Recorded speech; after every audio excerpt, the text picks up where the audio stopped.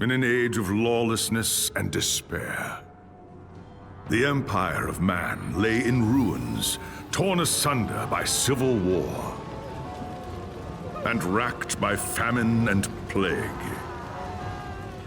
Desperate, unscrupulous men deserted the temples of their fathers and gathered in forbidden cults, seeking the favor of the dark gods.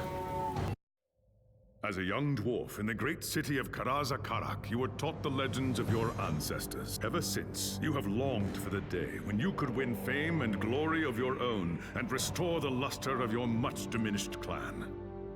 When High King Thorgrim Grudgebearer called for warriors to aid Kislev during the Great Chaos Invasion, you were one of the first to pledge your service. Warhammer Chaosbane. Should you pick up this game or not? I'm here to help you make this decision in case you were considering it. 4 different type of heroes with different type of classes that you can choose from the beginning. You get your tank, usual warrior, mage, and rogue/archer type. Lots of drop items that you can enchant at any moment, multiple skills for each character, and God's skill tree that can help you make up to 3 different builds for each class, or maybe more depending on your choices. 4 acts or areas/dungeons. Not all of them are dungeons, some of them are in the outside world. This sounds like a solid package for a hack and slash action RPG, and since there are not many such games being released each year, you can imagine my excitement, and probably not just mine, when this game was announced and up until I started playing it. This is a Diablo-like game that fits perfectly in this genre. So what could possibly go wrong? This must be a winning game, right? Yeah, kinda. Warhammer Chaosbane is not here for the long run, and it's not an investment. This is not a video game you will be playing for weeks or even months, which for some of you might actually be good news, as it was for me because I wasn't looking for something long. First off, as a single player experience, unless you are kind of a lonely person or absolutely in love with this type of game, you're not going to enjoy Chaos Bane by yourself. I do not recommend this as a single player experience. Why I do love a single player video game, this just isn't it. The story, or rather, lack of, you get a cutscene for each different hero, and then text dialogue that continues on in the game while NPCs send you on different missions. I did try to follow up on the story, but it got boring and I lost interest. I wasn't immersed in whatever was going on in the whole scenario, the story, or kind of the way things progress, so I just kind of skipped through the whole thing. The only way I can truly recommend this game to anyone is if you play it with a friend, family member, someone close to you. Then you're really getting some fun.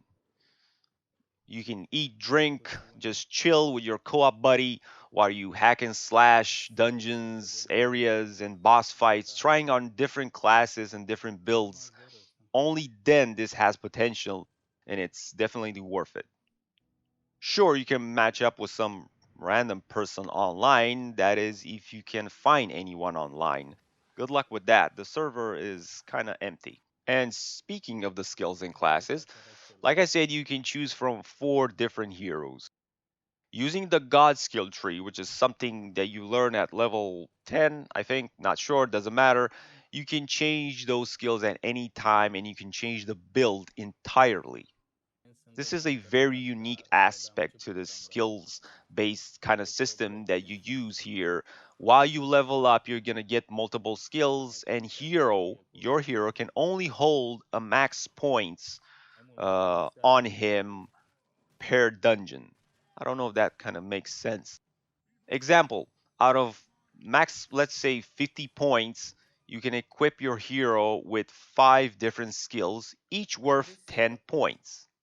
You can reset the god skills at any time, and you can go with a different way of building your character, different build. This is Very versatile system, hustle free, and just adds more to the fun factor of the game. Seriously, if it wasn't for this, the game would have been way more boring. Loot system. The gold is only good when you're trying to revive your character during any fights that you might lose. When you get killed, you just revive yourself without the help of anyone else by paying gold. That's it. Items. The higher the level of difficulty, the higher the item quality. Simple as that. Unlike that very disappointing Diablo 3 experience, for me, Warhammer Chaosbane level of difficulty makes sense and it actually matters so much. You can only go so high until the game becomes unplayable because it's simply way too hard and you cannot kill any monsters, which kind of makes sense, and it is worth it because of the item quality. However, this only kind of lasts until you finish the game first time on your first run. The second run will be much more easier and so on. But seriously, I don't recommend you playing this game more than one time per hero. Just to try out one hero and then you kind of move on to the next one. And that also kind of means that you're probably going to be playing this game 4 times, which is, it's a bit kind of too much. I don't think anyone's going to be playing this 4 times because it kind of gets boring. Probably going to play it once or twice, depending on your favorite type of hero. This is not a long-term investment. You can start playing this game in the morning with your friend, let's say, and after about 10 hours, you can finish the game and just uninstall it, really. One full day of having fun with this title would be enough. $30 worth of one day of fun with a special someone, good times co-op, I think is worth it. However, if this is kind of expensive for you right now, I totally get it. And there are other options out there to choose from. Before I finish, I realize I haven't said anything about the graphics or the sound. The sound, you probably are gonna turn off the soundtrack pretty down because it gets repetitive and it's not much to it. Kind of annoying. Also annoying factor, the sound effects. Those I had to turn all the way kind of down because I wasn't feeling it. Good news, excellent news, in fact, the graphics.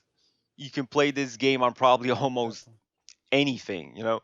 The recommended specs on Steam or the official websites, I think they're kind of high. Not unrealistic, just kind of high. You can tweak around the graphics by playing around to see exactly what works best for you. And even very low end computers can definitely run this video game, holding 60 frames or whatever. It's not going to look good, but trust me, even at ultra settings, there's nothing much impressive going on. But I did not come here for the eye candy or the graphics fidelity. I came here for the fun and overall experience. And in 2019, you and your friend can play this game on your old laptops or old computers, whatever, without having to upgrade. This is a action hack and slash 2019 RPG that you can really have fun with, and it's not going to cost you anything else. A lot of games you need to upgrade your computer, but not with this one, which is definitely a plus what they did here. It was an age of lawlessness and despair, a time of dark magic, treachery, and war. It is a night made for witchery and evil deeds. And across the city, guardsmen clutch their weapons tightly and count the hours until the dawn. Sleep is hard to come by on a night such as this. The air is tense, and memories of the battle at Kislev leave you restless and on edge. Suddenly, a peal of thunder shatters the stillness, followed by a howling wind that shakes the tower to its foundations. Foul magic curdles the air, and screams echo in the courtyard outside. The tower is under attack.